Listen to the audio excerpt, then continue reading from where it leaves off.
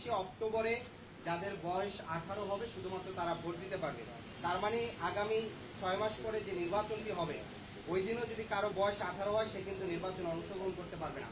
ফলশ্রুতিতে আমাদের এই গণ অভ্যুত্থানে তরুণদের সরাসরি সক্রিয় যে অংশগ্রহণ করেছিল সেই জায়গা থেকে আমরা মনে করি আরেকটু নমনীয় হয়ে বরঞ্চ ফেব্রুয়ারিতে যাদের 18 বছর পূর্ণ হবে তারাও যেন সরাসরি নির্বাচনে অংশগ্রহণ করতে পারে সেই জায়গাটিতে যেন আমলে নেওয়া হয়।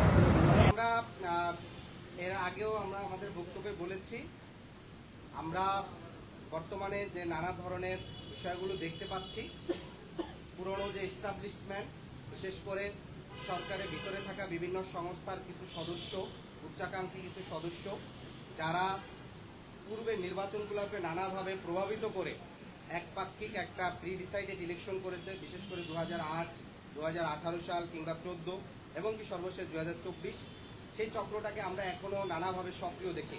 যার সর্বশেষ উদাহরণ আমরা দেখেছি যে গণ অভ্যুত্থানে সক্রিয় অংশগ্রহণ করা একটি রাজনৈতিক দলের প্রধানকে অন ক্যামেরা যেভাবে প্রকাশ্যে তাকে আঘাত করা হয়েছে, তাকে পুরো হত্যার উদ্দেশ্যে তাকে মেরে পুরো একটা দেশের রাজনৈতিক পরিস্থিতিকে অন্যদিকে নিয়ে যাওয়ার চেষ্টা করা হয়েছে, সেই বিষয়টি কিন্তু নানাভাবে কিন্তু এগুলো আমলে নেওয়ার বিষয়। ফলশ্রুতিতে আমরা এই বিষয়টি আমরাও মনে করি যে বিভিন্ন এস্টাবলিশমেন্ট, বিশেষ করে এখানকার বিজনেস এস্টাবলিশমেন্ট, মিডিয়া এস্টাবলিশমেন্ট, সরকারের ভিতরে থাকা নানা ধরনের সংস্থাগুলো একটা তাদের পুরনো কাঠামো ধরে রাখার জন্য মরিয়া হয়ে যাচ্ছে এবং নানা ধরনের তৎপরতা দিচ্ছে।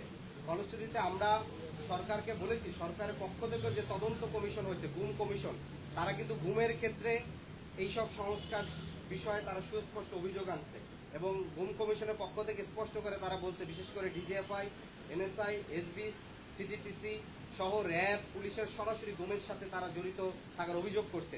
কিন্তু আমরা সরকারের পক্ষ থেকে এখনো কোনো কার্যকর উদ্যোগ দেখি নাই। ফলে সেই বিষয়টিকে আমরা আমলে নিয়ে আমরা সরকারকে কার্যকরী উদ্যোগ দেখতে চাই।